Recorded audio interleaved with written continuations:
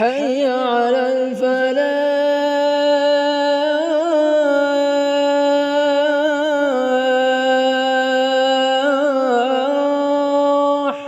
یہ ہندوستان میں یا پوری دنیا میں جتنی بھی مخالفتیں ہماری ہو رہی ہیں وہ کیوں ہو رہی ہیں، اس سلسلے میں ہم لوگ دو اشعار پڑھا کرتے تھے.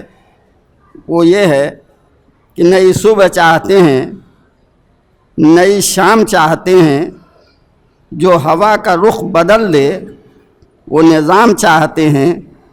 اس بات پر ہیں برہم یہ ستم گران عالم، وہ جو کھو گیا ہے ہم سے وہ مقام چاہتے ہیں.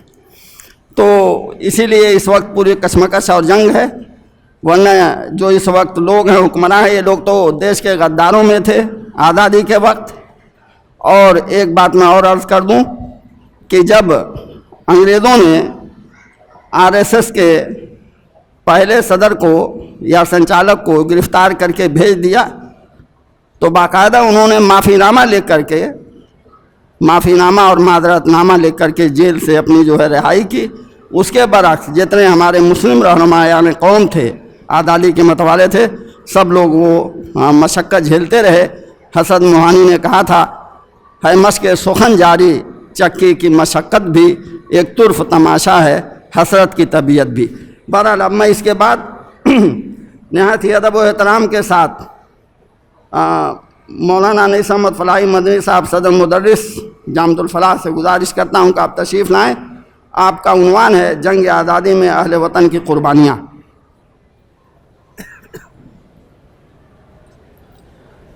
الحمدللہ رب العالمین والصلاة والسلام علی رسول الامین، اما بعد.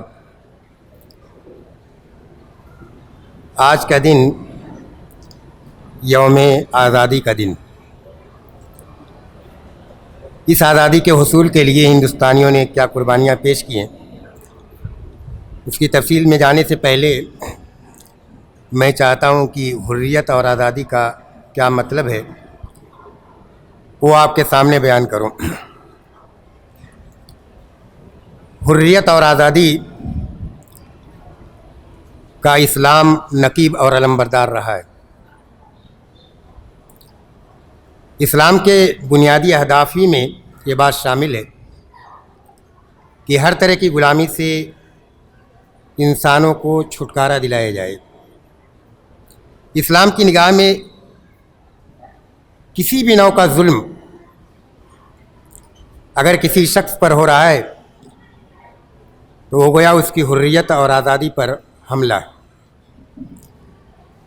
عمر فاروق رضی اللہ عنہ کے زمانے کا ایک واقعہ ہے. مصر میں گھوڑ دوڑ کا ایک مقابلہ ہوا. عمرو بن العاص رضی اللہ تعالیٰ عنہ کے صاحبزادے بھی اس میں شریک تھے.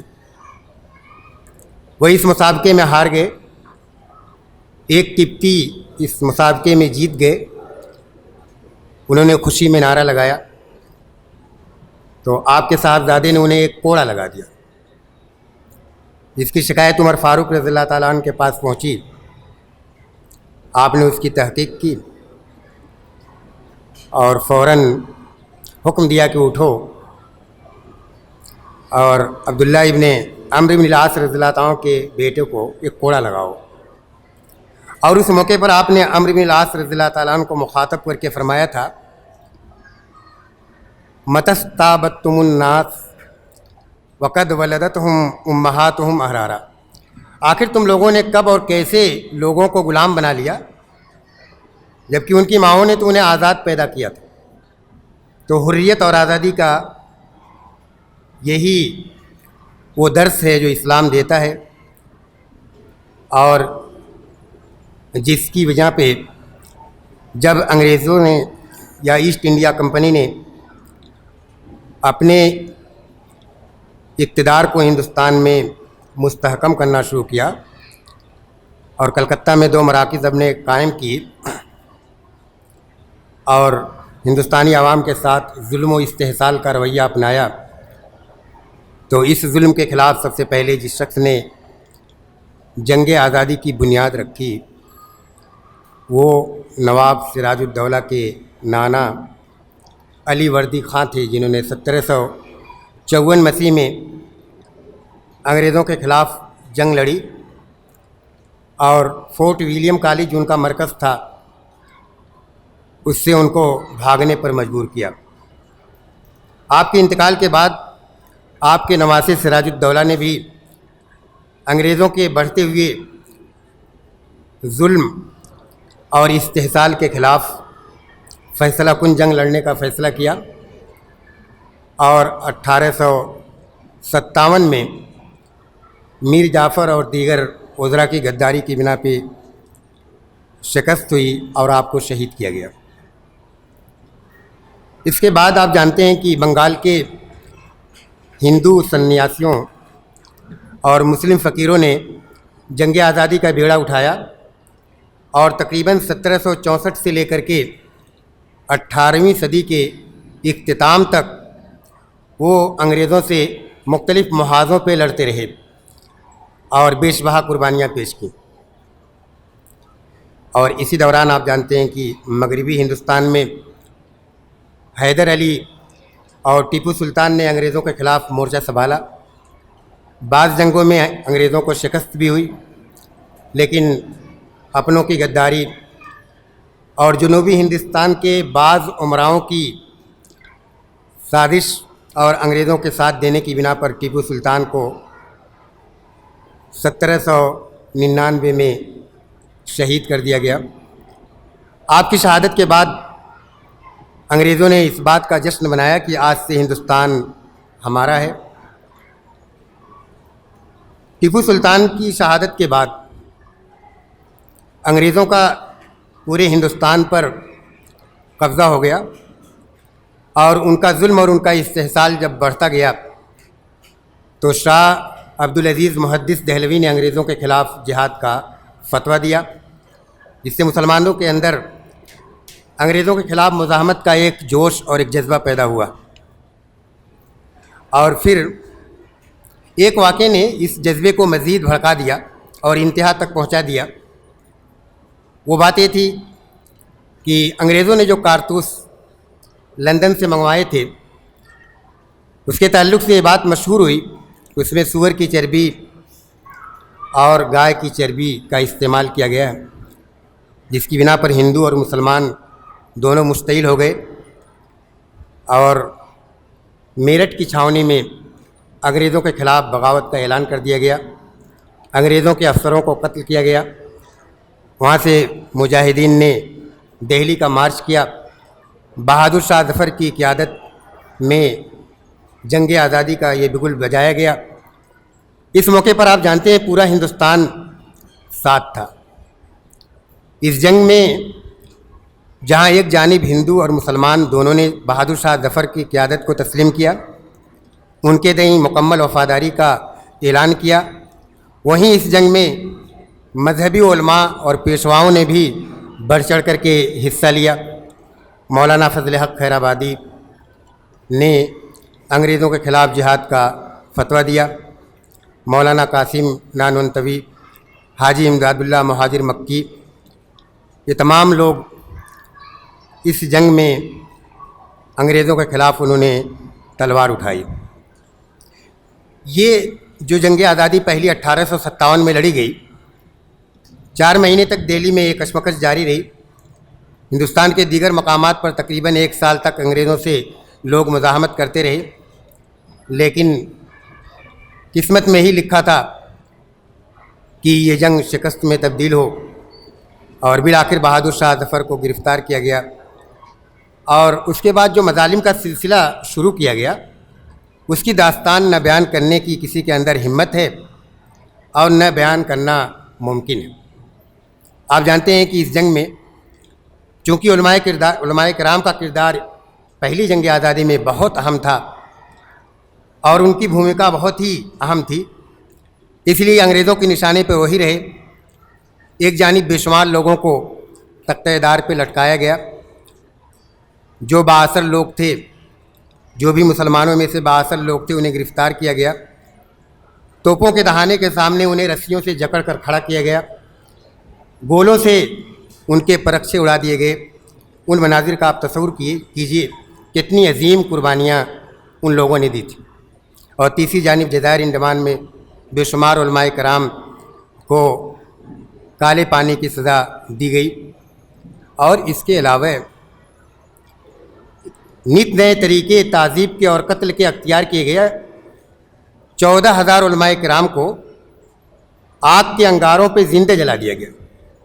40 علماء کرام کو لایا جاتا.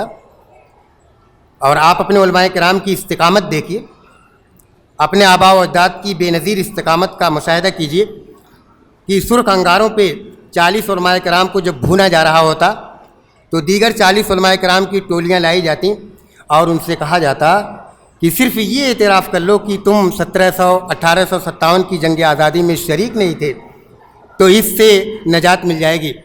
لیکن اللہ کا شکر ہے کہ کسی بھی عالم دین نے کے پاؤں میں لغزش نہیں آئی اور 14,000 علماء کرام کو آگ میں بھون دیا گیا. اس سے آپ اندازہ کر سکتے ہیں کہ پہلی جنگ آزادی کے موقع پر علماء نے کتنی اہم قربانیاں دیں. انگریزوں کے اس ظلم و استبداد کے سامنے حریت پسندوں کی آوازیں پست ہو گئیں، دب گئیں. اس موقع پر پھر علماء کرام کے درمیان دو رائیں پیدا ہو گئیں. بعض لوگ اس بات کے قائل تھے کہ پرامن طریقے سے اب اپنی تہذیب کی حفاظت کی جائے.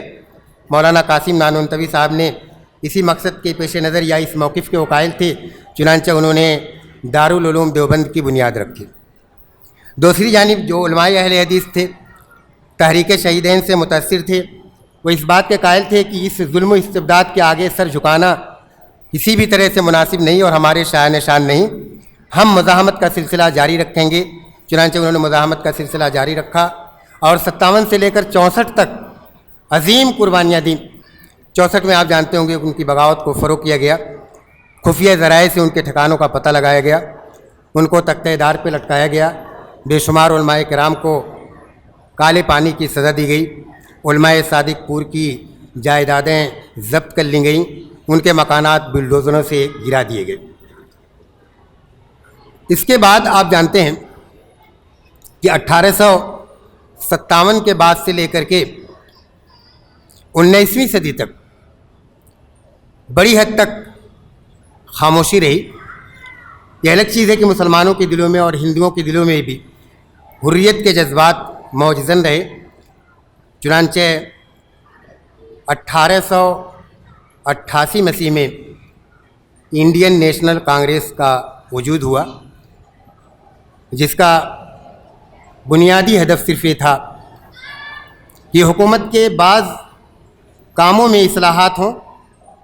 چنانچہ اس تحریک کی یا کانگریس کی مخالفت دارالعلوم دیوبند کے مفتی اور محتمم مولانا عبدالرشید گنگوہی صاحب نے کی، کیونکہ وہ مکمل آزادی کے خواہش مند تھے. ان کا یہ خیال تھا کہ مکمل آزادی سے کم محض اصلاحات پر ہم اکتفا نہیں کر سکتے.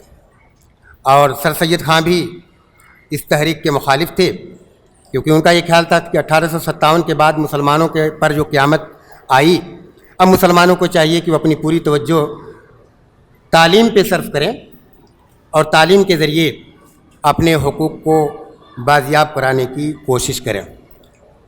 بہرحال 19ویں صدی کے آغاز میں آپ جانتے ہیں کہ کانگریس کی قیادت میں سول نافرمانی، عدم تعاون، ترک موالات کی تحریک شروع کی گئی اور یہ تحریک جاری رہی. اس دوران ریشمی رومال کی تحریک کافی اہم ہے، جس میں شیخ الہند مولانا محمود الحسن دیوبندی نے سول نافرمانی اور ترک موالات اس تحریک سے ہٹ کر کے اس بات کی کوشش کی کہ ہندوستان میں چونکہ انگریزوں کا جبر و استبداد بہت مستحکم ہے، یہاں سے کوئی بھی تحریک آزادی اگر اٹھے گی تو کامیاب نہیں ہوگی، لہذا بیرون ہند سے یہ تحریک چلائی جائے. اس مقصد کے لیے انہوں نے ایک تحریک چلائی جس کو ریشمی رومال تحریک کے نام سے جانا جاتا ہے. اور افغانستان کی سرزمین میں یعنی صوبہ سرحد میں آپ جانتے ہیں کہ ایک عبوری ہندوستانی سلطنت کی بنیاد پڑی.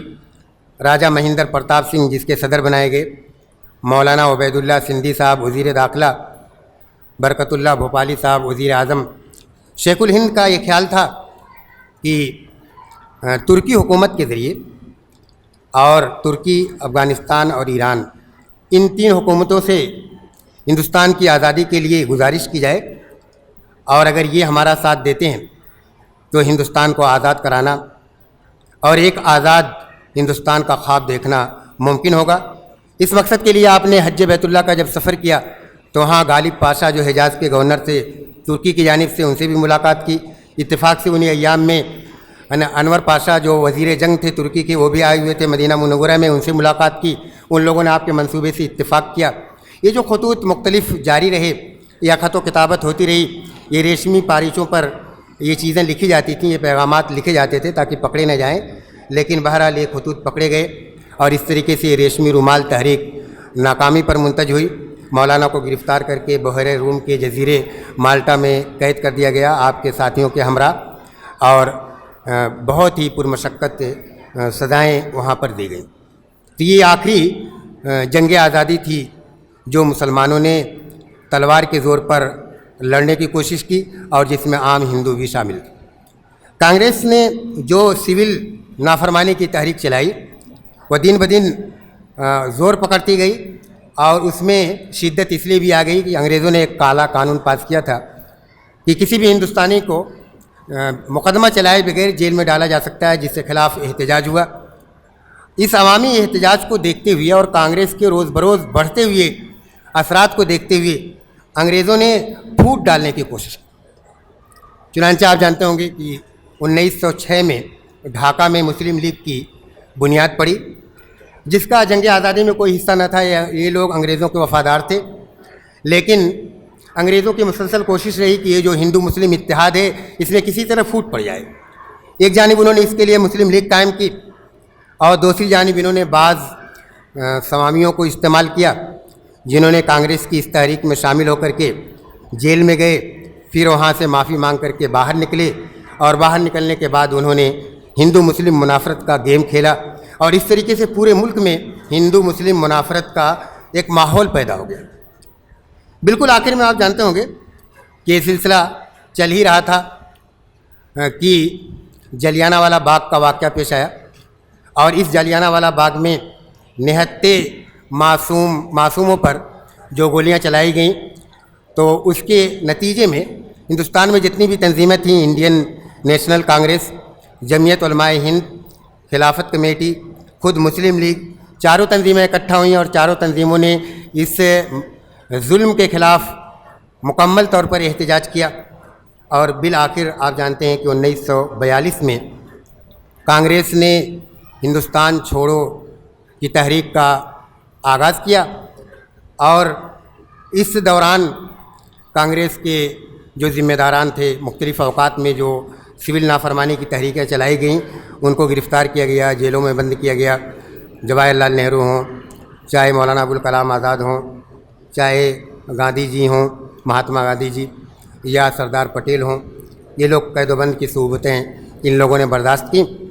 بالکل آخر میں پوری جنگ آپ دیکھیں، بہت اختصار کے ساتھ میں نے آپ کے سامنے رکھی، جس میں ہندو اور مسلم دونوں شانہ بشانہ شریک رہے، لیکن جنگ کا آغاز ہم نے کیا۔ ہمارے علماء کرام کی قربانیاں زیادہ عظیم تھیں۔ آخر میں مسلم لیگ کی بدخواہی کے سبب اور انگریزوں کے ساتھ وفاداری کے سبب انہوں نے جنگ کے نتیجے کو ہمارے خلاف کر دیا۔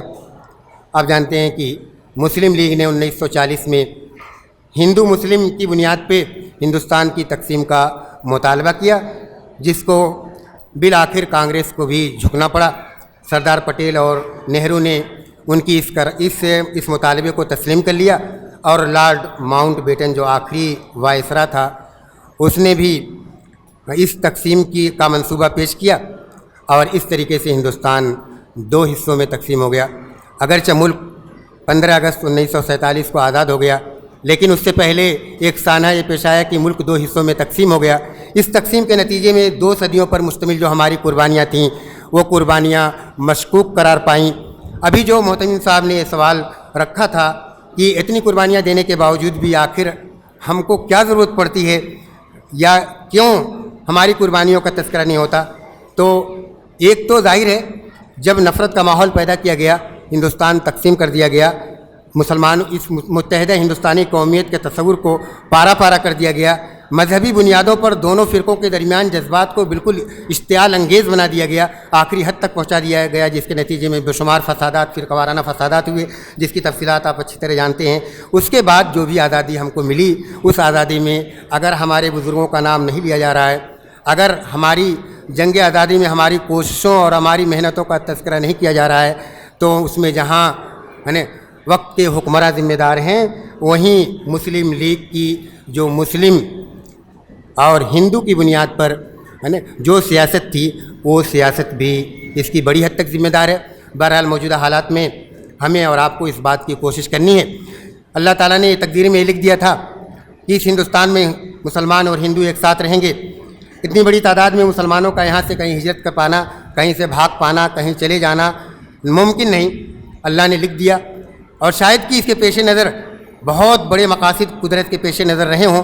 ایک اتنی بڑی تعداد میں جو ہندوستان میں لوگ آباد ہیں, جو شرک کے علمبردار ہیں, جو مورتی پوجا کے علمبردار ہیں, جو توحید کے مخالف ہیں, شاید ان کے ساتھ اللہ نے ہمارا ساتھ ان کے ہاں ہمارا ساتھ اس لیے لگایا ہو کہ ہم اس کے دین کی دعوت کو لے کر کے اٹھیں گے, توحید کے پرچم کو بلند کریں گے, ایک ایک شخص تک توحید کے پیغام کو پہنچائیں گے.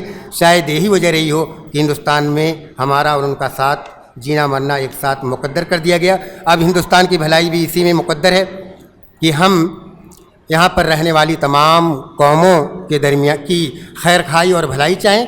اور اسلام اس بات کا قائل ہے کہ انسانیت یہی ہے, اسلامی تعلیمات کی بنیادی روح یہی ہے کہ ہر انسان کی خیر خواہی چاہی جائے, اپنوں کی بھی خیر خواہی چاہی جائے, غیروں کی بھی خیر خواہی چاہی جائے. اپنوں کی خیر خواہی کا تقاضا یہ ہے کہ ان کو ایمان پر باقی رکھا جائے, دین و ایمان کے تعلق سے جو سازشیں ہو رہی ہیں ان کو ناکام کرنے کی کوشش کی جائے, اور استقامت کے واقعات کو بیان کیا جائے تاکہ امت مسلمہ اپنے دین پر اپنے ایمان پر قائم اور باقی رہے. اور غیروں کی خیر خواہی کا تقاضا یہ ہے کہ انہیں جہنم کے عذاب سے بچانے کے لیے ایمان کی دعوت دی جائے, ایمان و اسلام کی جانب انہیں بلایا جائے. اور اسی میں ہندوستان کے تمام لوگوں کی بھلائی ہے. اور اگر ہندوستان ایک عظیم ملک ہے, آپ جانتے ہیں, اگر یہاں پر جو مذہبی منافرت ہے, فرقہ واریت ہے, اس کو ختم کر دیا جائے, مل جل کر کے کوشش کی جائے, تو بعید نہیں کہ ایک وقت ایسا بھی آ سکتا ہے کہ جب پوری دنیا میں ہندوستان امن کا علمبردار ملک ہونے کی حیثیت سے جانا جائے, پوری دنیا ہندوستان کی جانب رجوع کرے امن کے سلسلے میں, حالات کو درست کرنے کے سلسلے میں.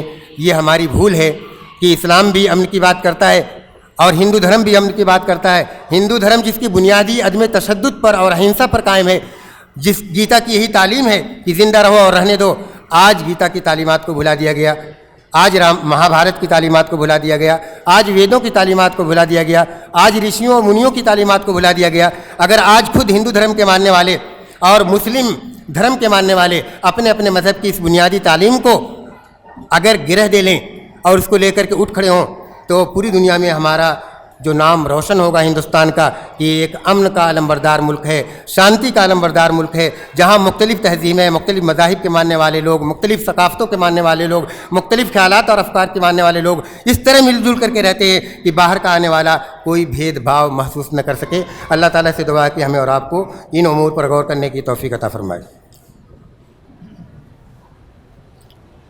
بچوں سے گزارش ہے کہ دیکھیے آپ لوگوں کے لیے خورمہ باہر ہے, ابھی آپ لوگ بیٹھے رہیں, ابھی ایک نظم ہوگی, اس کے بعد ناظم جامعہ صاحب کی گراں قدر گفتگو ہوگی. تو میں وہ نظم کے لیے منہاج اسعد عزیزم منہاج اسعد سے گزارش کرتا ہوں کہ آپ آئیں اور ایک نظم پیش کریں.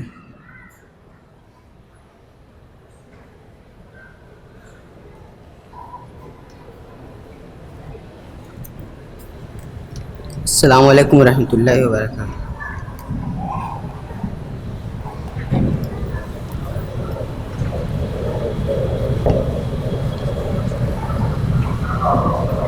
اس دور میں اور ہے جام اور ہے جم اور اس دور میں اور ہے جام اور ہے جم اور ساقی نے بنا کی روش لطف و ستم اور مسلم نے بھی تعمیر کیا اپنا حرم اور تہذیب کے آذر نے ترشوائے صنم اور ان تازہ خداؤں میں بڑا سب سے وطن ہے جو پیرہن اس کا ہے وہ مذہب کا کفن ہے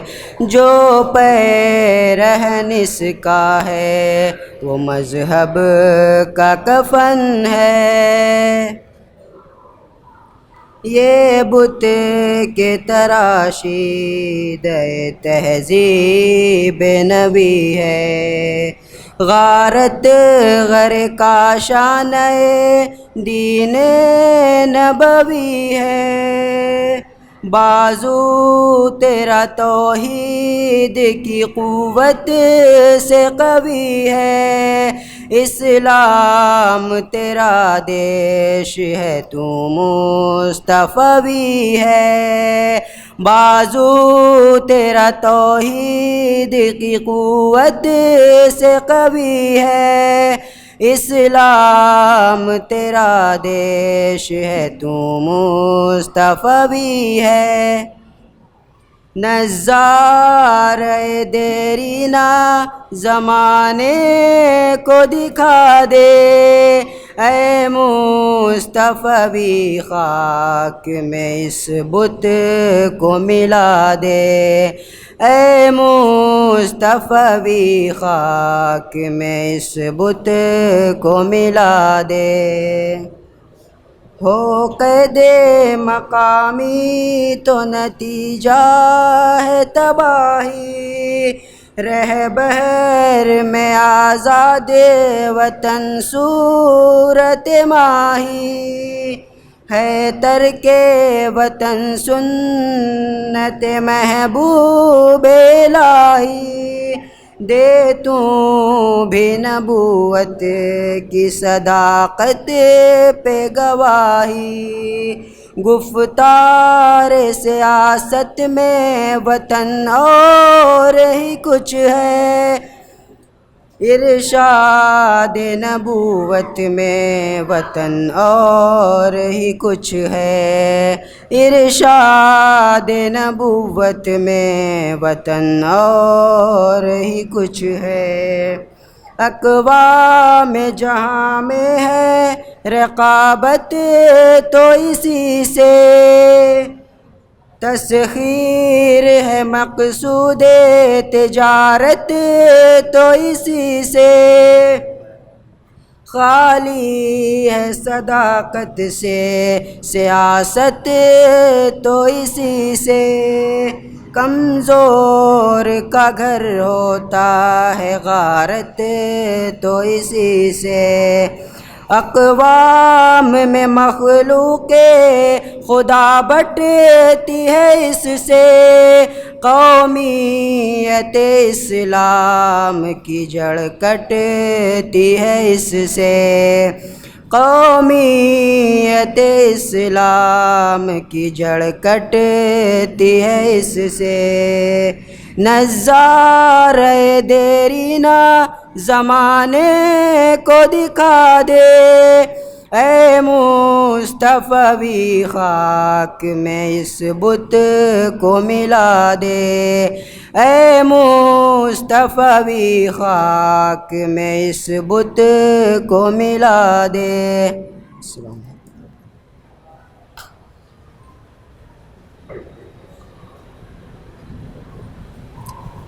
اب صدارتی خطاب کے لیے نہایت ہی ادب و احترام کے ساتھ محترم ناظم جامعہ جناب مولانا طاہر مدنی صاحب سے التماس کرتا ہوں کہ آپ تشریف لائیں اور اپنے خطاب سے ہم تمام لوگوں کو مستفید فرمائیں.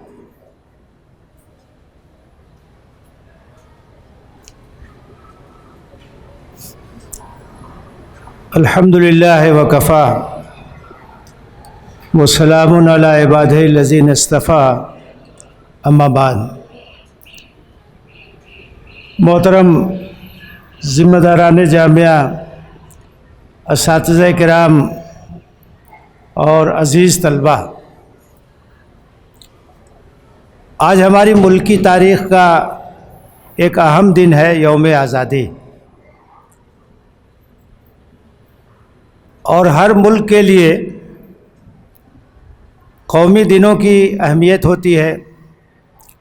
ہمارے ملک میں دو ایام خاص طور سے اہمیت کے حامل ہے، ایک 15 اگست یوم آزادی کے طور پر اور ایک 26 جنوری یوم جمہوریہ کے طور پر، جبکہ باقاعدہ آزاد ہندوستان میں ایک دستور اپنایا گیا۔ آزادی کی جنگ میں جو مسلمانوں کی قربانیاں ہیں، علماء کی قربانیاں ہیں، ان کے بارے میں بڑی اہم گفتگو ابھی آپ کے سامنے ہوئی اور کافی قیمتی معلومات آپ کے سامنے آئی ہیں۔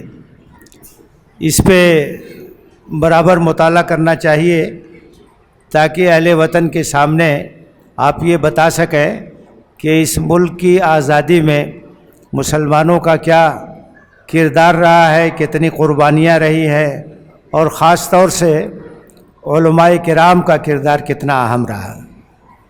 اور مسلمانوں نے جنگ آزادی میں سب سے زیادہ، سب سے بڑھ کر حصہ لیا، اس کی وجہ بھی بالکل واضح ہے، کیونکہ انگریزوں نے مسلمانوں سے حکومت لی تھی اور ان سے حکومت چھینی تھی، اس لیے فطری طور سے مسلمان ہی زیادہ مزاحمت کر سکتے تھے، انہوں نے کیا اور جنگ آزادی میں نمایاں رول ادا کیا۔ ایسے موقع پر جب عام طور سے جشن منایا جاتا ہے، خوشی کا ماحول ہوتا ہے، اور اس بار تو چونکہ 75 سال پورے ہو رہے ہیں، اس لیے مسلسل تقریبات ہو رہی ہیں اور مختلف انداز سے اس دن کو منانے کی کوشش کی جا رہی ہے۔ ایسے موقع پر اس بات کی بھی ضرورت ہوتی ہے کہ ہم اپنا احتساب بھی کریں، اپنا جائزہ بھی لیں۔ ملک نے آزادی حاصل کی، ہمارے بزرگوں نے قربانیاں دی، تو ان کا مقصد کیا تھا، ان کے عزائم کیا تھے، ان کے خواب کیا تھے، اور اس وقت ہم کہاں کھڑے ہیں، ان خوابوں کو کہاں تک ہم نے مکمل کیا ہے، اور کن پہلوؤں سے زیادہ کام کی ضرورت ہے۔ یہ احتساب کا بھی موقع ہوتا ہے، یہ جائزے کا بھی موقع ہوتا ہے۔ آپ حضرات اگر دستور ہند کی جو تمہید ہے، اس تمہید کو دیکھیں گے تو اس کے اندر بہت نمایاں طور سے یہ بات کہی گئی ہے کہ ہم اس ملک میں کیا چاہتے ہیں۔ اس میں 3 چیزوں کا ذکر ہے۔ ایک چیز ہے آزادی، سب کے لیے آزادی، آزادی اظہار خیال کی، آزادی اپنے مذہب کو اختیار کرنے کی، آزادی اپنے مذہب پر عمل کرنے کی، آزادی اپنے مذہب کی تبلیغ کی، ہر طرح کی آزادی ہونی چاہیے، اور کسی طرح کی کوئی پابندی کسی شہری پر بغیر کسی تفریق کے نہیں ہونی چاہیے۔ تو ایک بنیادی چیز ہے جس کا اس میں خواب دیکھا گیا اور اس کو حاصل کرنے کے لیے اس کو اس کے اندر شامل کیا گیا، وہ چیز ہے آزادی۔ دوسری چیز ہے اس کے اندر برابری، کہ سب کو برابری کا موقع ملے گا، کوئی امتیاز نہیں ہوگا، کوئی بھید بھاؤ نہیں ہوگا، سب کو یکساں درجہ دیا جائے گا، اور مواقع بھی سب کو برابر حاصل ہوں گے، کوئی فرق نہیں کیا جائے گا۔ اور تیسری چیز جس کا تذکرہ اس میں کیا گیا ہے وہ آپسی بھائی چارہ اور اخوت ہے، کہ یہاں رہنے والے لوگ آپس میں پیار اور محبت سے رہیں، اخوت کے ساتھ رہیں، بھائی چارہ کے ساتھ رہیں، ان کے درمیان نفرت کی خلیج نہ ہو، عداوت نہ ہو، دشمنی نہ ہو۔ تو آج 75 سال بعد ہمیں یہ دیکھنا چاہیے کہ ہم نے ان منزلوں کو کہاں تک حاصل کیا ہے، آزادی کی صورتحال کیا ہے، لوگوں کو اظہار خیال کی آزادی ہے کہ نہیں ہے، اپنے مذہب پر آزادی کے ساتھ عمل کرنے کی آزادی ہے کہ نہیں ہے، اس کی تبلیغ کی آزادی ہے کہ نہیں ہے۔ اس سلسلے میں کوئی فرق اور امتیاز اگر ہے تو یہ ہمارے دستور کے خلاف ہے اور ہمارے دستور کی روح کے خلاف۔ برابری کا موقع سب کو ہے یا نہیں ہے؟ سب کے لیے یکساں مواقع ہے کہ نہیں ہے؟ اور اسی طرح سے ملک کو مضبوط کرنے کے لیے بھائی چارہ کی ضرورت ہے، محبت کی ضرورت ہے، اخوت کی ضرورت ہے۔ ملک میں اگر نفرت ہوگی، ملک میں اگر عداوت ہوگی، مختلف بنیادوں پر اگر ایک دوسرے سے دور کرنے کی کوشش کی جائے گی تو ملک کمزور ہوگا، سماج کمزور ہوگا۔ افسوس کی بات یہ ہے کہ مختلف وجوہات اور محرکات کی وجہ سے نفرت کو بڑھاوا دیا جا رہا ہے، دشمنی پیدا کی جا رہی ہے، اخوت کو کمزور کیا جا رہا ہے۔ تو اس موقع پر اس کا احتساب بھی ہونا چاہیے، اس کا جائزہ بھی لینا چاہیے۔ کسی نے بہت صحیح کہا تھا کہ حویلی جھونپڑی سب کا مقدر پھوٹ جائے گا اگر یہ ساتھ ہندو مسلموں کا چھوٹ جائے گا۔ دعا کیجئے کہ ہم میں پیار کے رشتے رہے قائم، یہ رشتہ ٹوٹ جائے گا تو بھارت ٹوٹ جائے گا۔ ہمیں خیر امت کی حیثیت سے جو ذمہ داری ادا کرنی ہے اس ذمہ داری پر ہماری توجہ ہونی چاہیے۔ یہ اللہ کی حکمت اور اس کی مصلحت ہے کہ اس بڑے ملک میں جس کی بہت بڑی آبادی ہے، بہت بڑی تعداد میں مسلمان موجود ہیں، اور مسلمان اگر اپنے رول کو ادا کریں، اپنی حیثیت کو پہچانیں، اپنے معاشرے کی اصلاح کریں اور اسلام کے پیغام کو عام کریں تو بہت بڑی تبدیلی اس ملک کے اندر آ سکتی ہے۔ ہماری حیثیت خیر امت کی ہے اور خیر امت کی حیثیت سے ہمیں دعوت دین اور اصلاح کا کام کرنا ہے، اور اس پہلو سے ہمیں اپنی ذمہ داریوں کو محسوس کرنا چاہیے۔ یوم آزادی کی مبارکباد کے ساتھ اپنا احتساب، اپنے گرد و پیش کا جائزہ، اپنی ذمہ داریوں کو یاد کرنا، اس کے لیے تیاری کرنا، اس یاد دہانی کے ساتھ میں اپنی بات کو ختم کرتا ہوں۔ وآخر دعوانا ان الحمد للہ رب العالمین۔